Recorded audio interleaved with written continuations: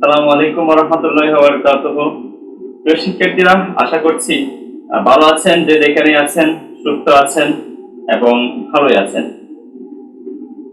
আজকে আমরা যে বিষয় নিয়ে কথা বলার জন্য এখানে দাঁড়িয়েছি সেটা হলো যে বিশ্ববিদ্যালয় ভর্তি প্রস্তুতিতে বাংলা। আমরা আজকে কথা বলবো বিশ্ববিদ্যালয় ভর্তি বাংলার যে প্রস্তুতি সেটা মৌলিক বিষয়গুলো সম্পর্কে। চলুন শুরু করা যাক।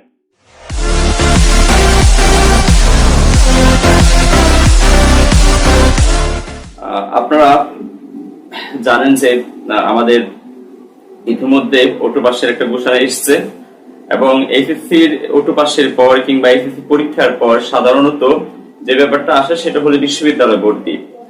তো বিশ্ববিদ্যালয় ভর্তির ব্যাপারে যেহেতু আমাদের এখানে বিশ্ববিদ্যালয় যতগুলো বিশ্ববিদ্যালয় রয়েছে সেই তুলনায় যে যতগুলো আসন রয়েছে সেই তুলনায় এখানের মধ্যে স্টুডেন্টের সংখ্যা অনেক বেশি, সেহেতু এখানকার স্টুডেন্টগুলোকে বাছাই করা হয় প্রতিযোগিতামূলক পরীক্ষার মধ্য দিয়ে। তো প্রতিযোগিতামূলক পরীক্ষার মধ্য দিয়ে যদি বাছাই করা হয়, সেজন্য বিশ্ববিদ্যালয় মঞ্জুরি কমিশন কিংবা স্বায়ত্তশাসিত বিশ্ববিদ্যালয়গুলোর পক্ষ থেকে কিছু সিলেবাস প্রণয়ন করা হয় যে বিষয়াবলীর উপর পরীক্ষা গ্রহণ করা হবে। তো আমরা সাধারণত জানি যে এই বিষয়াবলীর মধ্যে বাংলা, ইংরেজি এবং সাধারণ জ্ঞান হচ্ছে তিনটি কমন ব্যাপার, আর বিষয়ভিত্তিক সায়েন্স, কমার্স এবং আর্টসের জন্য সুনির্দিষ্ট বিষয় রয়েছে যেগুলোর উপর পরীক্ষা গ্রহণ করা হয়। তো আমরা ইতিমধ্যে আমাদের চ্যানেল থেকে একটা ভিডিও আপলোড করেছিলাম সাধারণ বিষয়ে কোন কোন বিষয়াবলী আমরা পড়বো কিংবা কিভাবে পড়বো সেই বিষয়ে যত সামান্য একটা ধারণা দেওয়ার চেষ্টা করা হয়েছে। উদ্যোগের প্রচেষ্টা ছিল। আজকে আমরা যে ব্যাপারটা নিয়ে আলোচনা করব সেটা হচ্ছে যে বিশ্ববিদ্যালয় ভর্তিতে বাংলা কিংবা বাংলা বিষয়টা আমরা কিভাবে প্রস্তুতি গ্রহণ করব বা বাংলাটা আমরা কিভাবে পড়বো। আমরা যদি একটু বোর্ডের দিকে দেখি সেক্ষেত্রে দেখতে পাই সেখানে লেখা আছে বিশ্ববিদ্যালয় ভর্তি বাংলা প্রস্তুতি। সেখানে আমরা 4টা কোয়েশ্চেন আপনাদের সামনে উপস্থাপন করেছি। প্রথম হলো যে কেন পড়বো, অর্থাৎ বাংলাটা আমি কেন পড়বো এখানে। দ্বিতীয়টা হচ্ছে কি পড়বো। তৃতীয়ত হলো যে কোন বই পড়বো। চতুর্থ হলো যে মোস্ট ইম্পর্টেন্ট কোয়েশ্চেন, কিভাবে আমি বাংলাটা পড়বো। প্রথমত আমি বলে রাখি যে আমাদের বিশ্ববিদ্যালয়ের ভর্তি যে ব্যবস্থাপনা সেখানে প্রায় 4টা ক্যাটাগরির কথা আমরা আগেও বলেছি, এখনো বলছি। সেগুলো হলো যে পাবলিক বিশ্ববিদ্যালয় বা সাধারণ যে বিশ্ববিদ্যালয় যেগুলো রয়েছে এগুলো, তারপর বিশেষায়িত মেডিকেল কলেজ, ইঞ্জিনিয়ারিং কলেজ, এরপর হচ্ছে আপনার কৃষি বিশ্ববিদ্যালয় সমূহ। তো এখানের মধ্যে ইঞ্জিনিয়ারিং কিংবা মেডিকেলের ক্ষেত্রে গিয়ে দেখা যাচ্ছে মোস্ট অফ এর মধ্যে মেডিকেল সরাসরি বাংলাটা নেই, ইঞ্জিনিয়ারিং ক্ষেত্রেও বাংলাটা হয় না সাধারণত। তবে আপনারা যারা সায়েন্স স্টুডেন্ট রয়েছেন, তারা সাধারণত এ ইউনিটে পরীক্ষা দেন। বিভিন্ন বিশ্ববিদ্যালয়ে এ ইউনিটে পরীক্ষা দেন। এখন বিভিন্ন বিশ্ববিদ্যালয়গুলোতে পরীক্ষা নেওয়া হয় এ, বি, সি এবং ডি, এই 4টা ইউনিটে সাধারণত গুচ্ছ পদ্ধতিতে পরীক্ষা নেওয়া হচ্ছে। তো এখানে আমরা দেখি যে এটা হচ্ছে যে সায়েন্স স্টুডেন্টদের জন্য বিশেষায়িত একটা ইউনিট, বিটা হচ্ছে আপনার আর্টস স্টুডেন্টদের জন্য বিশেষায়িত একটা ইউনিট, সি হচ্ছে কমার্স স্টুডেন্টদের জন্য বিশেষায়িত একটা ইউনিট, আর ডি হলো যে সাবজেক্ট ট্রান্সফরমেশন কিংবা বিষয় যদি আমি পরিবর্তন করতে চাই সেটা আমি যেটা পরীক্ষা দিচ্ছি। যাই হোক, এখানে যে এ ইউনিট যেটা রয়েছে আমরা দেখি যে এ ইউনিটের মধ্যে বিভিন্ন বিশ্ববিদ্যালয়ে এ ইউনিটের যে পরীক্ষা হয় সেখানে অনেকগুলোর মধ্যে বাংলা নেই, আবার কিছু কিছু বিশ্ববিদ্যালয়ে এ ইউনিটে বাংলাটা রয়েছে। যেমন চট্টগ্রাম বিশ্ববিদ্যালয়ে এ ইউনিটে বাংলার উপর 10 নাম্বার, কম্পালসারি 10 নাম্বার আপনাকে আনসার করতেই হবে। এরপর বি ইউনিট, সি ইউনিট এবং ডি ইউনিটে যদি যান, সি ইউনিটের ক্ষেত্রেও বিষয়টা অনেকটা এ ইউনিটের মতো, অর্থাৎ বিভিন্ন বিশ্ববিদ্যালয়ে যদি আমি অ্যানালাইজ করে দেখি সেক্ষেত্রে দেখা যায় যে সি ইউনিটে যেমন ঢাকা বিশ্ববিদ্যালয়ের সি ইউনিটে আপনার কি রয়েছে, বাংলা রয়েছে। অন্যদিকে চট্টগ্রাম বিশ্ববিদ্যালয়ে সি ইউনিটের মধ্যে বাংলাটা তুলে দেওয়া হয়েছে। এখন আসেন এ এবং সি যেহেতু বিশেষায়িত ইউনিট, এই দুটো আমি বাদ দিলাম। বি এবং ডি, বি যেহেতু মানবিকের স্টুডেন্টদের জন্য বা আর্টস স্টুডেন্টদের জন্য, আর আর্টস স্টুডেন্টদের সাধারণ সাবজেক্টই হলো 3টা, বাংলা, ইংলিশ এবং সাধারণ জ্ঞান। সেহেতু এখানে বাংলাটা মোস্ট ইম্পর্টেন্ট এবং খুবই গুরুত্বের সাথে আপনাকে পড়তে হবে।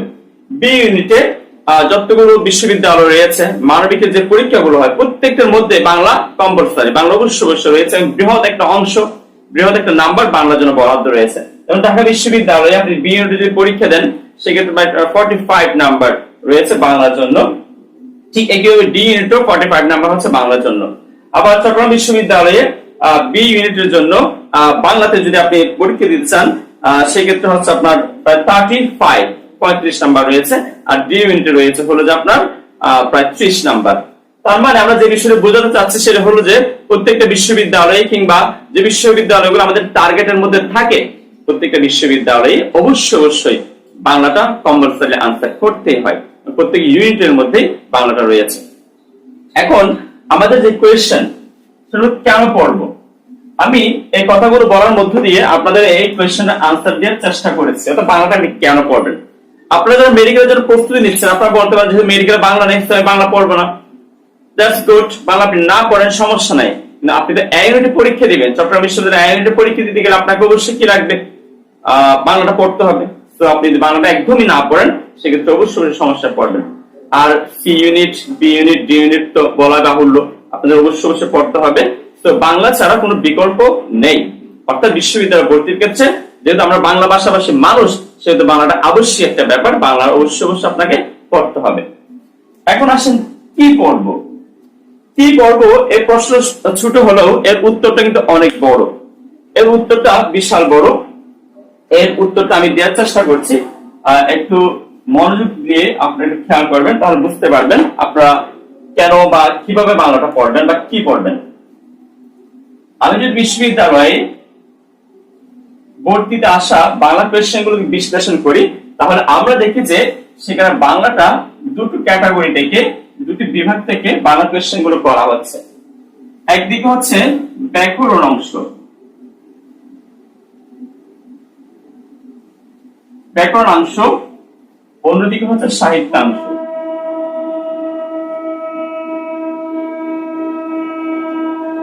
ব্যাকরণাংশ, সাহিত্যাংশ, এই দুটো অংশ থেকে সাধারণত কোয়েশ্চেন গুলো করা হয় বাংলার। এখন কথা হলো বাংলা ব্যাকরণের কোন অংশ থেকে প্রশ্নগুলো করা হবে, সাহিত্যাংশের কোন অংশ থেকে প্রশ্নগুলো করা হবে। ব্যাকরণাংশের যে ব্যাপারটা আসে বা যেখান থেকে কোয়েশ্চেন গুলো করা হয়, সাধারণত বাংলা ব্যাকরণের ক্ষেত্রে আমাদের নবম দশম শ্রেণী বাংলা যে ব্যাকরণ, সেই বইটাকে অনুসরণ করা হয়। তার মানে আপনি ব্যাকরণ অংশের জন্য মোটা দাগে পড়তে পারেন নবম দশম শ্রেণীর বাংলা ব্যাকরণ।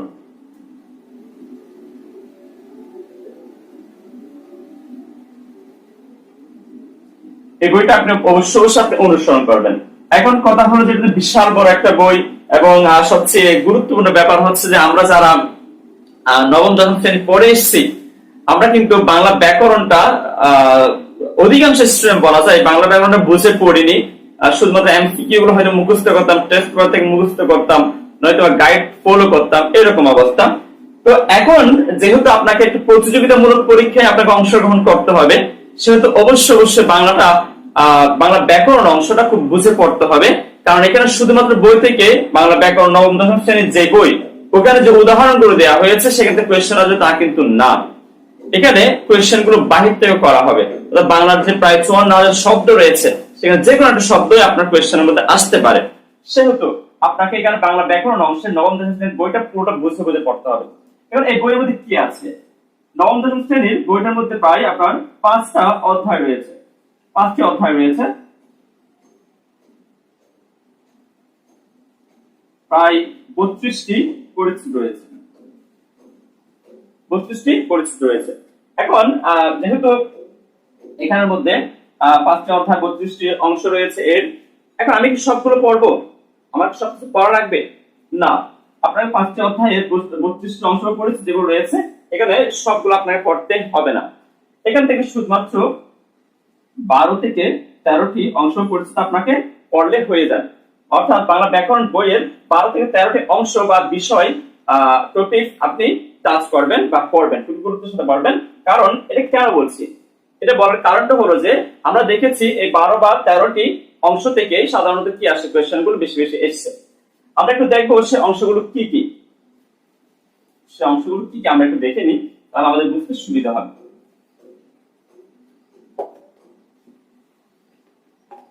আমরা যেগুলো পড়বো সেগুলো হচ্ছে প্রথমত এখানের মধ্যে যেমন ব্যাকরণ অংশ আমি পড়বো বাংলা ব্যাকরণের ইতিহাস, বাংলা ব্যাকরণের ইতিহাস,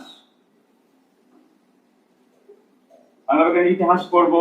তারপর হচ্ছে আপনার ভাষা, ভাষা, ধ্বনিতত্ত্ব,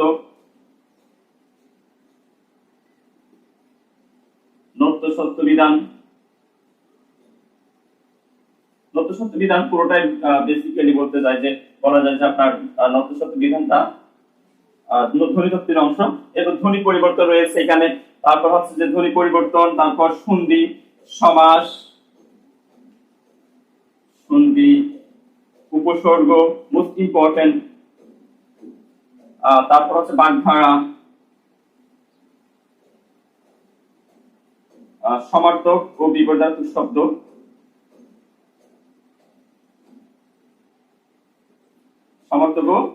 সমার্থক ও বিপর্যাপ্ত শব্দ, এই জিনিসগুলো আপনার কোশ্চেনের মধ্যে আসবে। এক কথায় প্রকাশ। এছাড়াও আরো রয়েছে এখানের মধ্যে কারক ও বিভক্তি।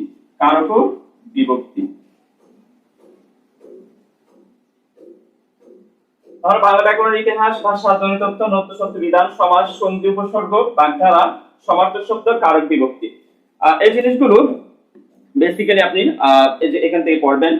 এরপর এর বাইরে গিয়ে আপনাকে যে জিনিসগুলো জানতে হবে, অর্থাৎ নবম দশম শ্রেণীর বইয়ের বাইরে গিয়ে ইন্টারে বা একাদশ শ্রেণীর মধ্যে আমরা যেগুলো পড়েছি সেখান থেকে বানান থেকে কোয়েশ্চেন আসে, তারপর উচ্চারণ থেকে কোয়েশ্চেন আসবে,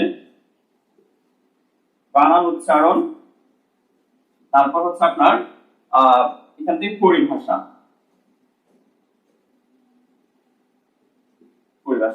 বানান, উচ্চারণ এবং পরিভাষা, এই জিনিসগুলো থেকে অবশ্যই আপনার কোয়েশ্চেন গুলো আসে। তো এই জিনিসগুলো একটু মনে রাখতে হবে। এখন এছাড়াও আরেকটা জিনিস আপনার মনে রাখতে হবে, বাক্যের ক্ষেত্রে গিয়ে আমাদের যে বাক্য তত্ত্ব, যেটা নবম দশম শ্রেণীতে আলোচনা করা হয়েছে, সেই বাক্য তত্ত্বের পাশাপাশি একাদশ দ্বাদশ শ্রেণীর যে বাক্য শুদ্ধি, এই বাক্য শুদ্ধিও কিন্তু অনেক সময় পরীক্ষার মধ্যে আসে। তার মানে আমরা যে ব্যাপারগুলো বলেছি এখানে সেগুলো একটা আবার বলছি, খেয়াল করেন। প্রথমত হচ্ছে যে বাংলা ব্যাকরণের ইতিহাস, তারপর ধ্বনিতত্ত্বের যে আলোচ্য বিষয় যেগুলো রয়েছে, ধ্বনিতত্ত্বের আলোচ্য বিষয়গুলো কি কি, সেগুলো হচ্ছে আপনার ধ্বনি, বর্ণ, সন্ধি, নত্য সত্য, বিধি, এই জিনিসগুলো রয়েছে। এরপর হচ্ছে সমাস, উপসর্গ, বাগধারা, তারপর হচ্ছে আপনার শব্দের শ্রেণী বিভাগ, বাক্য তত্ত্ব, তারপর হচ্ছে কি তত্ত্ব, বাক্য তত্ত্ব, এই জিনিসগুলো আপনাকে পড়তে হবে। এরপরে কারক ও বিভক্তি, এই জিনিসগুলো যখন আপনি পড়বেন, পাশাপাশি ইন্টারমিডিয়েট থেকে বানান, উচ্চারণ, পরিভাষা, বাক্য শুদ্ধি, এই জিনিসগুলো একটু ক্লাসের মধ্যে রাখবেন। যাই হোক, তাহলে ব্যাকরণ অংশটা আপনার ভালো একটা প্রস্তুতি হয়ে যাবে। ইনশাআল্লাহ আশা করছি ব্যাকরণ অংশে আপনি আটকাবেন না। এখন কথা হলো যে ব্যাকরণ অংশটা কিভাবে পড়বেন।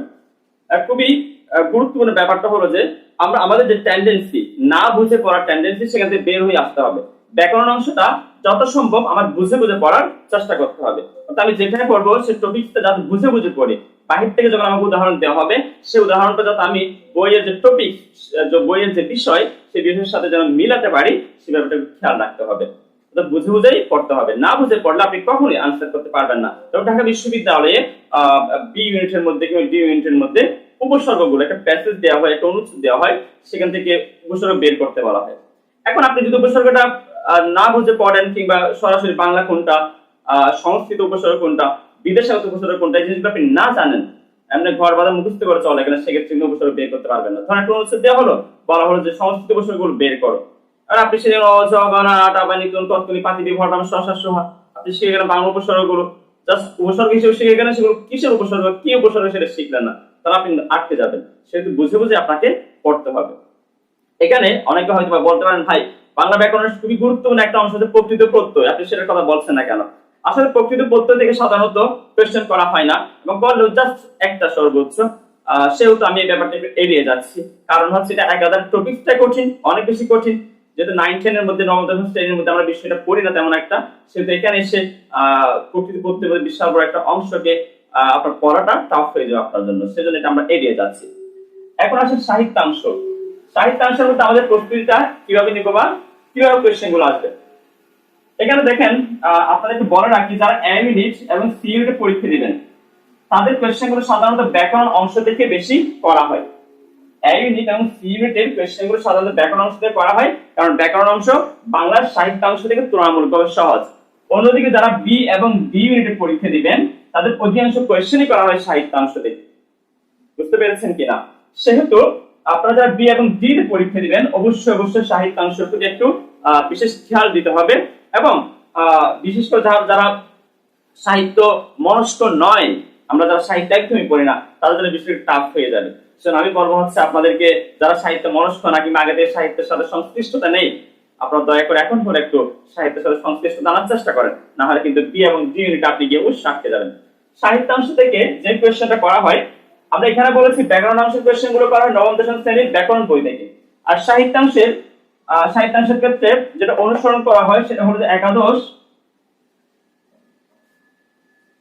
ও দ্বাদশ শ্রেণীর বাংলা সাহিত্যাংশ সাহিত্য বই।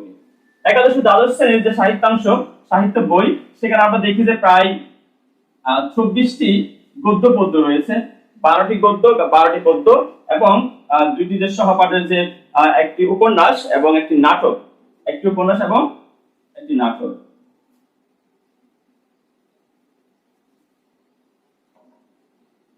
24টি গদ্য পদ্য,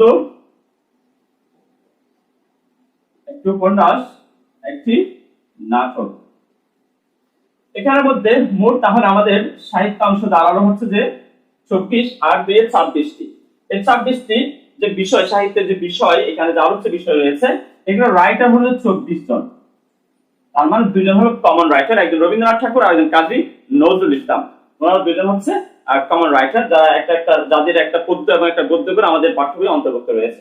এবং মজার ব্যাপার হলো যে আমাদের এবছর যে সিলেবাসটা পাল্টানো হয়েছে, সেখানে এই একই ধারাবাহিকতা রাখা হয়েছে। সেখানের মধ্যে দেখা যাচ্ছে আপনার রবীন্দ্রনাথ ঠাকুরের আগে ছিল হচ্ছে ঐকতান, এখন সোনার তরী পরিস্থিতি ঠিক আছে, সোনার তরী আপনার অন্তর্ভুক্ত করা হয়েছে। আর কাজী নজরুল ইসলামের সাম্যবাদী ছিল, সে সাম্যবাদীর স্থানে এখন অন্তর্ভুক্ত করা হয়েছে আপনার বিদ্রোহী কবিতাটি। তার মানে হচ্ছে আগে যে ধারাবাহিকতা 26টি বিষয়ের 24 জন রাইটার, সেটা এখনো বজায় আছে। এখন আপনার কোয়েশ্চেনগুলো কিভাবে আসবে, আমরা জানি ঢাকা বিশ্ববিদ্যালয়ে রাইটিং পার্ট রয়েছে। রাইটিং পার্টের অংশের মধ্যে এই 24টি গদ্য পদ্য কিংবা উপন্যাস এবং নাটক থেকে কোয়েশ্চেন আসা হচ্ছে সামারিটা, মূল অংশ বা সারাংশটা আসে। আর এমসিকিউ গুলো চরিত্র থেকে হতে পারে, মূল বিষয় থেকে হতে পারে, শব্দের অর্থ হতে পারে, এবং লেখক পরিচিতি থেকেও হতে পারে। সেহেতু আপনার পদ্য বা গদ্যের প্রত্যেকটি অংশকে খুব গুরুত্বের সাথে পড়তে হবে, গুরুত্ব দিয়ে পড়তে হবে, মনোযোগ দিয়ে পড়তে হবে, কোন শব্দের কি অর্থ সেটা খুঁটিয়ে আপনাকে দেখতে হবে, যারা বি এবং ডি ইউনিটে বিশেষ করে পরীক্ষা দিবেন তাদের। এছাড়াও এখানে একটু জেনে নিই, আমরা একটু সিকোয়েন্সটা বলে দিচ্ছি। সাধারণত প্রথমত কোয়েশ্চেন আছে আপনার বাংলা সাহিত্যের ইতিহাস, বাংলা সাহিত্যের ইতিহাস। বাংলা সাহিত্যের ইতিহাস যেটা রয়েছে, সেই ইতিহাস সম্পর্কে আপনার কোয়েশ্চেন করা হতে পারে, একদম চর্যাপদ হতে শুরু করে বর্তমানে আধুনিক যে অত্যাধুনিক যুগ যেটা রয়েছে সাহিত্যের, সেখান থেকে কোয়েশ্চেন আসবে। এরপর হচ্ছে যে একাদশ দ্বাদশ শ্রেণীর গদ্য পদ্ধতিতে কোয়েশ্চেন আসবে। এক্ষেত্রে আমাদের মনে রাখতে হবে হচ্ছে যে 24 জন রাইটার, 24 জন লেখক, আমাদের বইয়ের মধ্যে যে 24 জন লেখকের নাম রয়েছে যারা আমাদের টপিকগুলো লিখেছেন, তাদের জীবনী থেকে সাধারণত কোয়েশ্চেন আসে। এখন কথা হলো 24 জন লেখকের জীবনী পড়া তো আমাদের পক্ষে সম্ভব না, এত মানুষের জীবনে মনে রাখাটা আমাদের জন্য টাফ হয়ে যাবে। সেজন্য আমরা যে কাজটা করব সেটা হলো যে এখান থেকে আমরা এমন কিছু লেখককে বের করব যাদের জীবনী থেকে বারবার কোয়েশ্চেন এসেছে। আমি আপনাদেরকে বলে দিচ্ছি এখান থেকে কার কার জীবনী থেকে বেশি কোয়েশ্চেন এসেছে, এবং আমরা তাদের জীবনের প্রতি জোর দিব, সাহিত্য কর্মের প্রতি জোর দিব। প্রথমত 6 জন লেখককে আপনারা একটু বেছে নিতে পারেন। তারা হলো যে রবীন্দ্রনাথ ঠাকুর, কাজী নজরুল ইসলাম, এরপর বঙ্কিমচন্দ্র।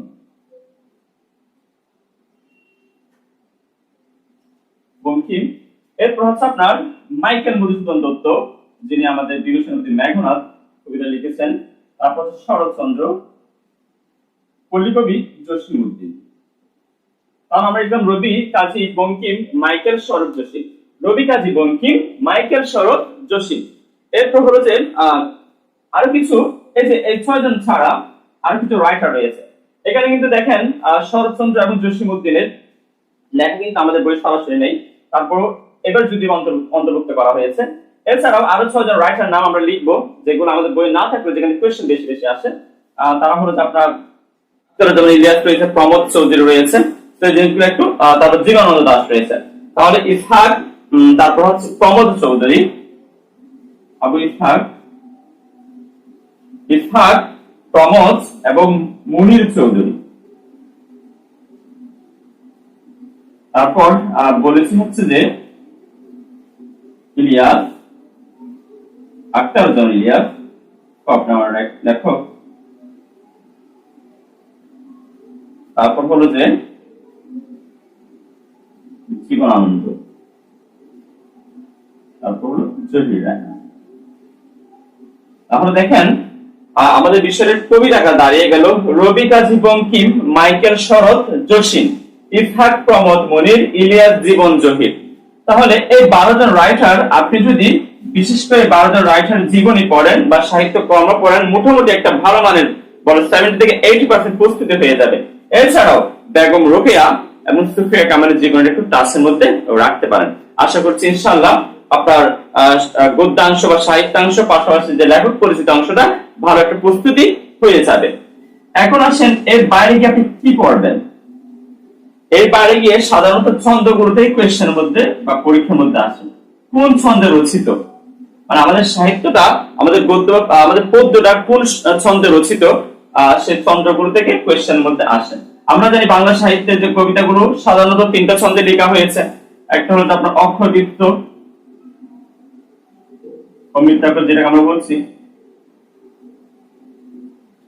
মাত্রাবৃত্ত, আর একটা হলো গদ্যছন্দ। এই 3টি ছন্দেই আমাদের কবিতাগুলো লেখা হয়েছে। সো এই ছন্দগুলোতে কোয়েশ্চেন গুলো আসে।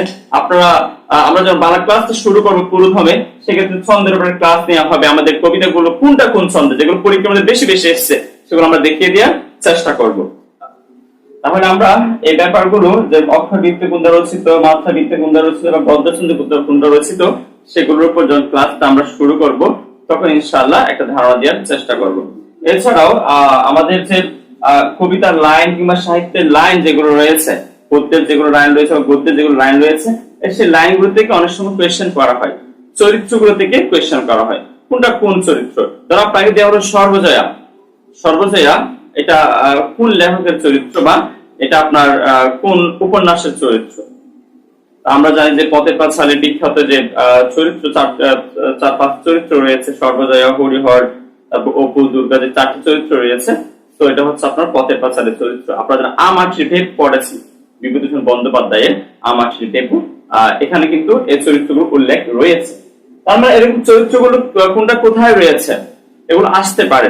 যেমন দেখেন যে বলা হতে পারে যে অপরিচিতা গল্পের প্রধান চরিত্রের নাম কি, অথবা অপরিচিতা কোন চরিত্রের আপনার কোন চরিত্রের জন্য ব্যবহার করা হয়েছে। অপরিচিত গল্পের কোন চরিত্রের জন্য অপরিচিত শব্দের ব্যবহার করা হয়েছে, তাহলে আনসার হবে কল্যাণী। বুঝতে পেরেছেন কিনা? অথবা এখানের মধ্যে যে উত্তম পুরুষের জবানিতে বর্ণিত হয়েছে, সেক্ষেত্রে উত্তম পুরুষটা কে, এরকম কোয়েশ্চেন হতে পারে। আনসার হবে অনুপম। এরকম ভাবে যেটা যেহেতু প্রসঙ্গক্রমে বলতে হয় কোনটা কোন জবানিতে বর্ণিত, আমাদের গল্পগুলো অনেকগুলোই হচ্ছে বলা যায় যে আপনার উত্তম পুরুষের জবানিতে বর্ণিত। যেমন আহ্বান, এটা উত্তম পুরুষের জবানিতে বর্ণিত। তারপর হচ্ছে আপনার আমাদের যে অপরিচিতা, এটা উত্তম পুরুষের জবানিতে বর্ণিত। এছাড়াও কবিতার মধ্যে সোনার তরীর কথা বলতে পারেন, উত্তম পুরুষের জবানিতে বর্ণিত। তো উত্তম পুরুষের জবানিতে কোন কোন বিষয়গুলো বর্ণিত রয়েছে, কোন কোন গদ্য বা পদ্যগুলো বর্ণিত রয়েছে, সেখান থেকে কোয়েশ্চেন আসতে পারে। যাই হোক, আমি একটু রিভিউটা দেওয়ার চেষ্টা করছি। আমরা বাংলার জন্য বিশ্ববিদ্যালয় ভর্তি বাংলার জন্য কি কি ব্যাপারে পড়বো সেগুলো নিয়ে কথা বলছিলাম। তার প্রথমত আমরা বলছি হচ্ছে যে আপনাকে এখানে কেন পড়বো, একটা কোয়েশ্চেন করা হয়েছে কেন পড়বো। আপনি কেন পড়বেন এর কারণ হলো যে প্রত্যেকটা ইউনিটের মধ্যে বাংলাটা রয়েছে। দ্বিতীয় কোয়েশ্চেন হলো যে কি পড়বো। তো কি পড়বো ক্ষেত্রে গিয়ে সামারিটা হলো যে আপনার এখানে দুইটা অংশ থেকে কোয়েশ্চেন করা হবে, একটা ব্যাকরণ অংশ, একটা সাহিত্য অংশ। ব্যাকরণ অংশ থেকে যে কোয়েশ্চেনটা করা হবে সেখানে ফোকাসটা থাকবে বেসিক্যালি নবম দশম শ্রেণীর ব্যাকরণ বইয়ের উপর। আর সাহিত্যাংশের যে কোয়েশ্চেন গুলো করা হবে সেখানে বেসিক্যালি ফোকাসটা থাকবে হচ্ছে যে একাদশ দ্বাদশ শ্রেণীর সাহিত্য পাঠ যেটা রয়েছে সেটার উপর। এবং সেখানে আমরা বলেছি 24 জন রাইটার রয়েছে, তাদের জীবনীটা অবশ্যই টাচের মধ্যে থাকতে হবে। এছাড়াও 12 জন লেখকের নাম আমি আপনাদেরকে বলেছি যেখান থেকে কোয়েশ্চেন করা হবে। এছাড়াও আপনাকে মনে রাখতে হবে এখানে ছন্দের কথা মনে রাখতে হবে, লাইনের কথা মনে রাখতে হবে এবং চরিত্রগুলো একটু বিশ্লেষণে থাকতে হবে। তাহলে আশা করছি যে ভালো একটা প্রস্তুতি হয়ে যাবে। এরপর আমাদের কোয়েশ্চেনটা ছিল আমরা কি পড়বো, কেন পড়বো, কোন বই পড়বো। কোন বই পড়বো সেটার উত্তর আশা করছি আপনারা জেনে গেছেন, কারণ আমরা বলেই দিয়েছি বাংলার যে দুইটি অংশ ব্যাকরণ এবং সাহিত্য, দুইটা বই স্পেসিফিকলি বলে দেওয়া হয়েছে, বিশেষভাবে বলে দেওয়া হয়েছে। ব্যাকরণের জন্য নবম দশম শ্রেণীর বইটা আপনারা ফলো করতে পারেন। তারপর হচ্ছে আপনার একাদশ দ্বাদশ শ্রেণীর যে সাহিত্য পাঠ, সেটা সাহিত্যাংশের জন্য অনুসরণ করতে পারেন। এছাড়াও আপনাদের যদি ইচ্ছে হয়, আপনারা যে কোনো একটা বই, ভালো মানের যে কোনো একটা বই আপনি কিনে ফেলতে পারেন। আমি এখানে সরাসরি কোনো বইয়ের নাম বলবো না, যে কোনো একটা বই, বাংলার যে কোনো একটা ভালো মানের বই আপনি কিনতে পারেন বিশ্ববিদ্যালয় ভর্তির জন্য, যেখানে বিশ্লেষণ করা হয়েছে, যেখানে কোন কোন বিশ্ববিদ্যালয়ের প্রশ্নগুলো আসছে, কোন কোন বিশ্ববিদ্যালয় বাংলার কি কি প্রশ্ন আছে সেগুলোর বিশ্লেষণ সহ দেওয়া হয়েছে। এই ধরনের বইটা আপনি কিনতে পারেন। আচ্ছা, এখন আসেন কোন বই পড়বো এবং কিভাবে পড়বো। বাংলাটা পড়ার ক্ষেত্রে আপনাকে যেটা অনুসরণ করতে হবে সেটা হলো যে, প্রথমত মাথাটা ঠান্ডা রাখতে হবে। দ্বিতীয় ব্যাপার হচ্ছে যে বাইসিরিয়াল পড়তে হবে আপনাকে। আপনি যদি ধরেন ধ্বনি তত্ত্বটা পড়লেন না, ধ্বনি পরিবর্তনে চলে গেলেন, ধ্বনির যে পকেট যেটা আছে, ধ্বনি তত্ত্বটা না পড়ে ধ্বনি পরিবর্তনে চলে গেলেন, তাহলে আপনি পারবেন না। আপনি প্রকৃত প্রত্যয়ে চলে গেলেন, উপসর্গে আপনি পড়লেন না, কারক বিভূতি সম্পর্কে আপনার কোনো ধারণা নেই, সেক্ষেত্রে কিন্তু আপনি আটকে যাবেন। অথবা আপনি ধরেন তৎপুরুষ সমাস পড়া শুরু করে দিলেন, সমাসের তৎপুরুষ অংশটা পড়া শুরু করে দিলেন, বাট কারক বিভক্তি আপনি জানেন না, তাহলে কিন্তু আপনি আটকে যাবেন। তো আপনাকে প্রথমত একটা সিরিয়াল মেনটেন করে পড়তে হবে। প্রথমে ধ্বনির উত্তর শেষ করতে হবে, তারপর হচ্ছে ধ্বনির পরে শব্দ তত্ত্ব শেষ করতে হবে, শব্দ তত্ত্বের পরে বাক্য তত্ত্ব, তারপর অর্থ তত্ত্ব। এই চারটা তত্ত্ব বাই সিরিয়াল একদম ধারাবাহিকভাবে অনুসরণ করে আপনাকে পড়তে হবে। এরপর সাহিত্যাংশে গিয়ে আমি তো বলে দিয়েছি যে রাইটার গুলোর নাম, তাদের জীবনীগুলো আপনি পড়বেন। এক্ষেত্রে গিয়ে আপনি যে কাজটা করতে পারেন সেটা হলো ব্যক্তিগত একটা হ্যান্ড নোট আপনি তৈরি করে ফেলবেন, যেটা আমি বিশ্ববিদ্যালয় ভর্তির ক্ষেত্রে আমি ব্যক্তিগত আমি নিজেই করেছিলাম। আমি যখন পরীক্ষা দিচ্ছিলাম তখন কিন্তু আমি নিজেই হ্যান্ড নোট করে পড়তাম। টিল নাও আলহামদুলিল্লাহ আমি এখনো পর্যন্ত হ্যান্ড নোট করি, যে কোনো বিষয় আমি যখন পড়াই সেক্ষেত্রে আমি হ্যান্ড নোট করার চেষ্টা করি। আমার মনে হয় যে হ্যান্ড নোট করা খুবই কার্যকরী, এবং পরীক্ষার ক্ষেত্রে গিয়ে আপনি যখন পরীক্ষার শেষ মুহূর্তে চলে আসবেন, শুরু থেকে এই যে সময়টা এখন কিন্তু নির্ভর, কিছুটা হলে নির্ভর আপনি রয়েছেন, বাট পরীক্ষা যতই এগুলো থাকবে ততই বেশি আপনার চাপটা বেড়ে যাবে, ততই বেশি আপনি ভুলতে শুরু করবেন, সময় কমে যাবে, ভুলাটা বেড়ে যাবে। আর সেজন্য আপনি যা পড়ছেন তাহলে এখন থেকে হ্যান্ড নোট করে টুকে টুকে রাখেন, সেক্ষেত্রে আশা করছি আপনি ভুলে গেলেও আপনার খাতাটা আপনাকে মনে করিয়ে দিবে।